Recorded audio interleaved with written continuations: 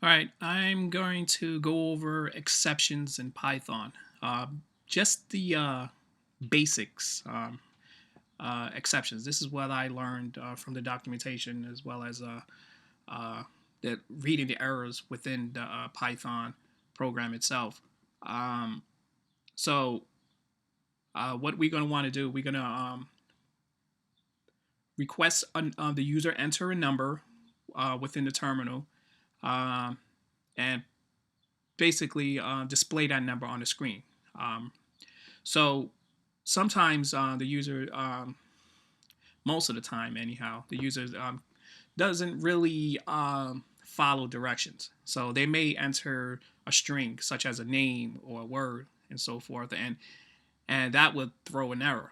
But we would like to provide a nice user-friendly message instead of the very confusing error message that Python will provide the user.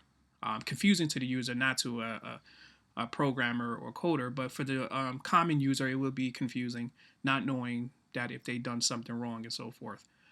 So I'm going to create a real simple, straightforward exceptions program that will ask the user for a number and display it on the screen.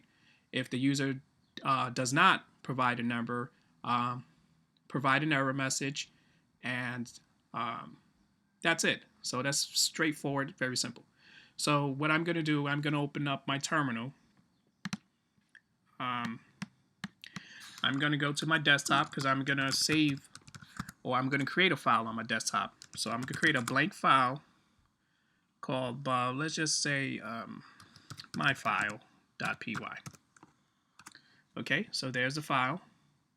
Um, and, I could use a text editor and so forth, but, let's just, let's use a text editor. So I'm going to use PyCharm. So this is a text editor that I'm using for today, but it changes on a daily basis. So this is a trial that I download and install. So I'm going to open that file that I just created. So that's on the desktop. It's called my file. Yeah. Okay, thanks. Okay, so for what but the thing is with Python, you there's a try catch block, right? There's a try block which will run the code. But if the code fails, I want you to catch the error message. If it succeeds, run the code, as desired. So in most programming languages, they use a try catch block. A try this block, catch this, right? But in Python, it is a try and then there's an accept. So that's the difference. Instead of catch, they use accept. So, but catch what? What's the exception I want to catch? But in order for me to know what's the exception, I have to see that error, right? So let's just see the error. So I'm going to create a variable called count equals, and then I'm going to cast that into an integer because I only want numbers, whole numbers, right?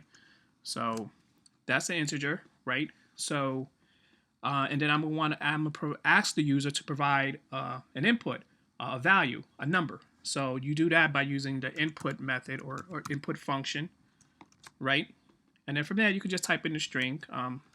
Please type a number.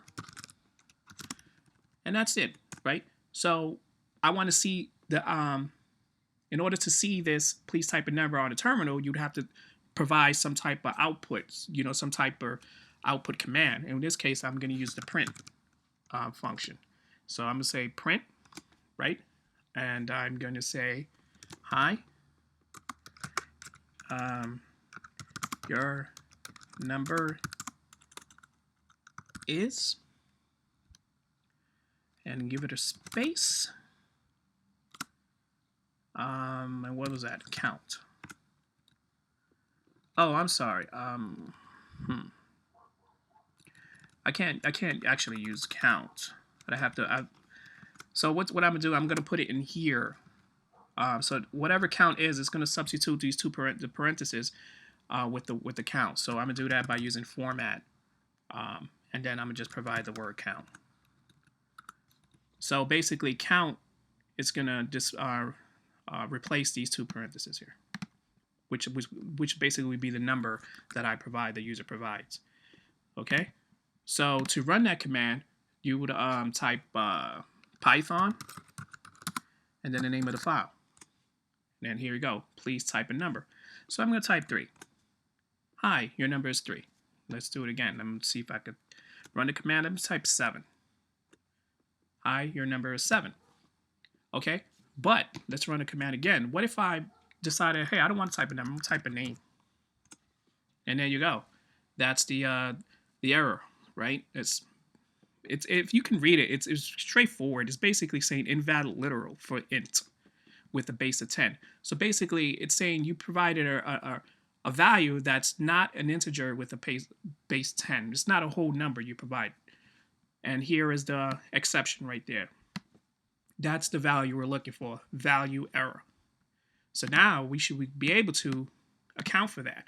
So I'm going to cut this out, and then I'm going to type the try block. So basically, it'll be the same thing. I'm going to run that, right? I'm going to try to run the first command, right?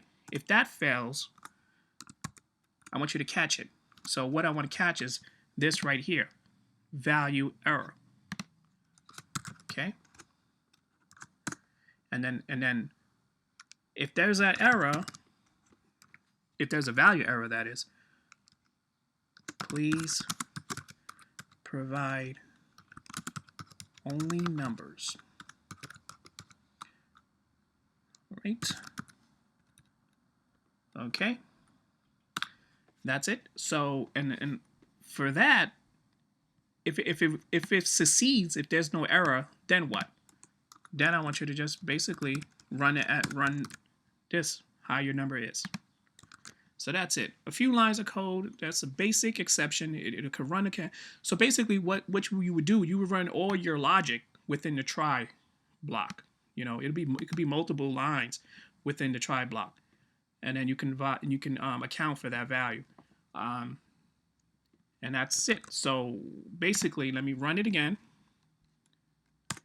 I'm gonna write 5. How your number is 5. Now let's see if I added a name, a word, right?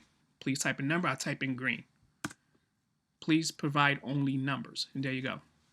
Simple, but you could get the gist of it. It's basic, and it could get more complicated as you go into it deeper. But I think this is easy to understand if you understand the error message, and then you can go in and you can just provide some exceptions for that error message. Until the next time, bye-bye.